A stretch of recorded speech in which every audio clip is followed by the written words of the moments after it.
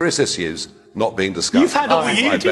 You've had all year to think about this election. I've had a TV show. We all knew it was coming. No, we all knew it was coming. This idea you didn't have enough time to prepare. I have a nightly TV show. Well, yours has been shut down.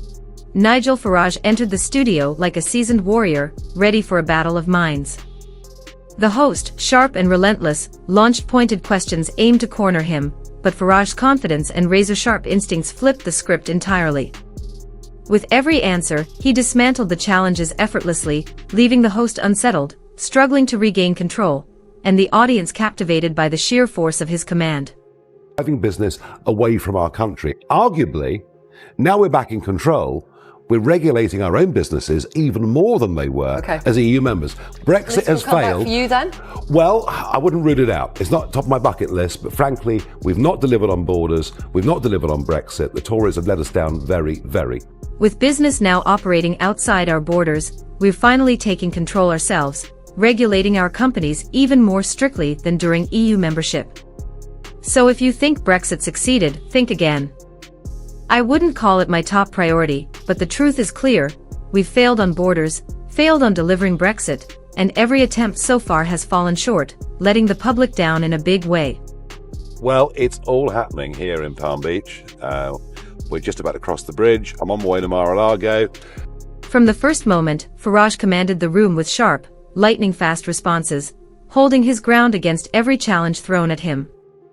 This wasn't a routine interview. It was a clash of ideas at full throttle, with stakes higher than ever. Farage didn't just answer questions, he drove the conversation, asserting his perspective with undeniable force.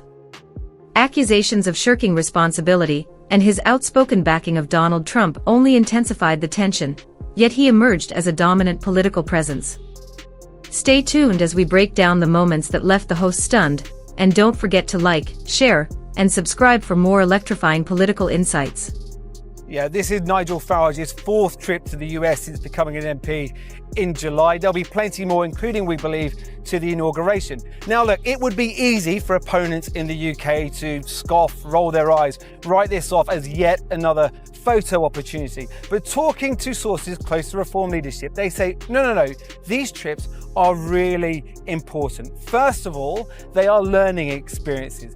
During Donald Trump's election, he had a really good ground game, mobilizing voters like young men, disillusioned voters for minorities. Nigel Farage's decision to attend an event at Mar-a-Lago sparked an immediate firestorm. The host questioned why he would leave the UK at such a critical moment in British politics, raising doubts about whether his American ties outweighed his parliamentary duties. Farage, unshaken, fired back with precision, emphasizing that the UK-US relationship is crucial, especially now, with the very real threat of a third world war hanging over global stability. You've been away for the weekend? Yeah, quiet weekend away. Photographed on social media. I tell you what was really interesting was Mar-a-Lago yesterday. The biggest tech bosses in AI, in crypto, you name it, had flown in from all over the world to come and see Donald Trump. And there was an extraordinary moment with the owner of SoftBank, Mr. Sun, who gave a talk at the podium and said, I'm going to put $100 billion into the US economy. I'll employ 100,000 people between now and the end of this presidency. For Farage, the trip was never about leisure or personal gain. It was a strategic move in diplomacy. He framed his visit as vital for the UK, stressing the need for a strong ally in America during these turbulent times. When the host implied he was neglecting his duties at home, Farage turned the criticism into a platform to underscore the gravity of the global situation. The irony was impossible to miss: a British politician crossing the Atlantic to fortify international ties while critics at home questioned his commitment. The tension was electric, and Farage seized it to deliver a sharp, commanding message about the state of world relations today. The Mayor of London, Sadiq Khan, was today on commercial radio talking about the fact that we've had 6 murders in 4 days in London, including an 87-year-old man stabbed to death on his mobility scooter. And Khan has said that we'd expected this because it's been a long, hot summer and people's tempers get frayed. If the Mayor of London thinks a murder wave can be put down to bad weather, well, I'm really sorry, Khan. Get a grip. Work with the police. Let's get tough. Otherwise, London is not going to be a safe city for anybody. I thought it was a dreadful way to answer these shocking murders that we've seen. I really do. Now, the conversation shifted to the Labour Party's recent actions, and Farage didn't hold back. He slammed their decision to send 100 workers to back Kamala Harris, calling it a colossal mistake with serious repercussions. For Farage, it wasn't just a misstep, it was a blatant disregard for the crucial UK-US relationship, undermining the respect and cooperation that should define international alliances. You have a man from Europe, I don't know if he's here, I saw him backstage. What he did was, what he is doing is sort of what we did a few years ago. He's doing a great job. He's always been my friend for some reason. He liked me, I liked him. And he's shaking it up pretty good over there. He was the big winner of the last election in the UK, and he's a very spectacular man, very highly respected, Nigel Farage. Farage didn't hold back, taking aim at London Mayor Sadiq Khan for letting years of clashes with Donald Trump become a damaging obstacle to UK-US relations. He also slammed the British Foreign Secretary, whose sharp remarks about Trump only worsened the situation. For Farage, these missteps weren't just unhelpful, they risked tarnishing the UK's global standing. His solution was clear and ambitious, a bold new approach to diplomacy built on mutual respect and rebuilding trust, leaving the host momentarily stunned, struggling to respond to the force of his argument. You cannot give them an amnesty, and yes, we must be deporting people who come illegally, especially those who committed crimes or who point blank refuse to integrate in our communities. Not an easy job. Long-term job, will take a long time. How do we know whether they're point blank refusing to integrate? What would that look like?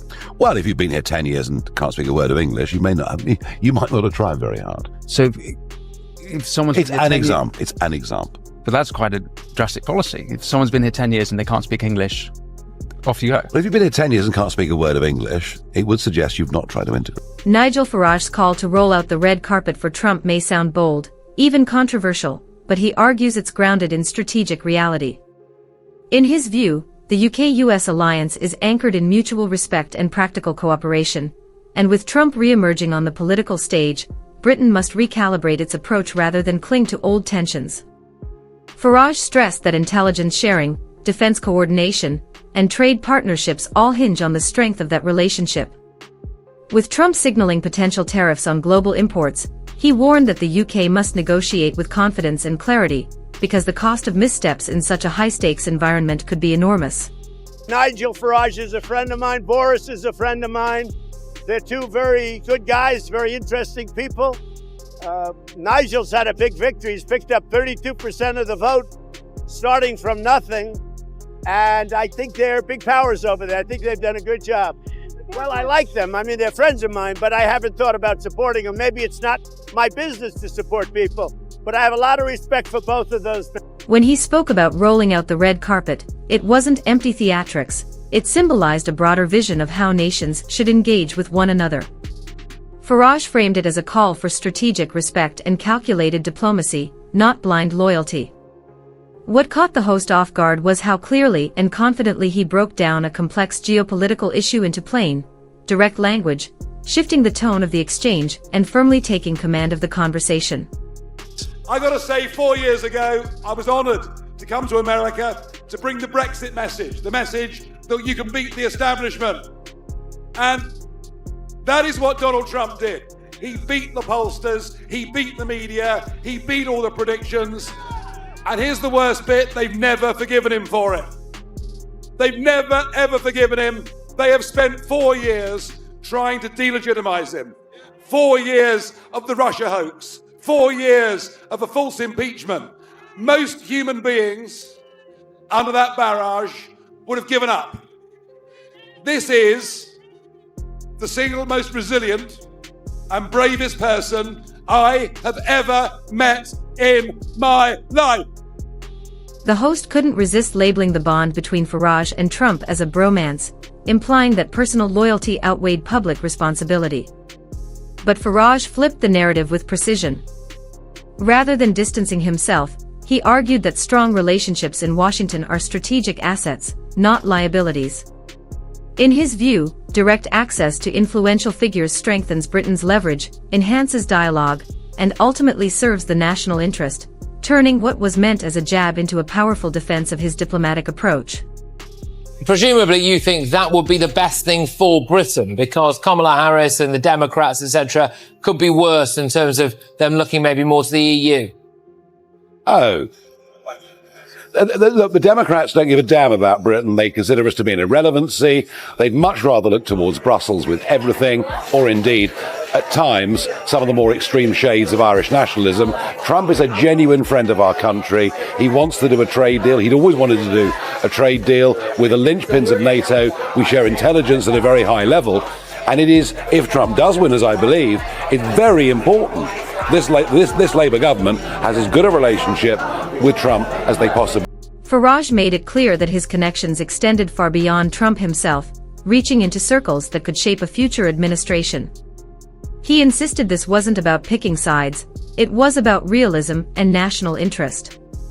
Positioning himself as a bridge builder, he argued that effective leadership means engaging with whoever holds influence, always with Britain's benefit in mind.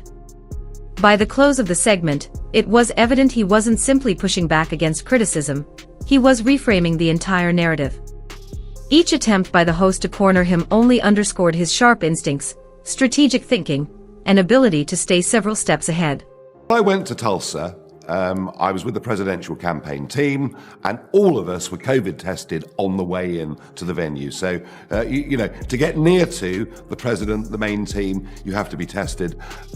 Look, if you're in the crowd, and let's be honest, a lot of people were not wearing face masks. They were packed in quite close together. There are, of course, I accept the point, there are some risks with what this campaign is doing.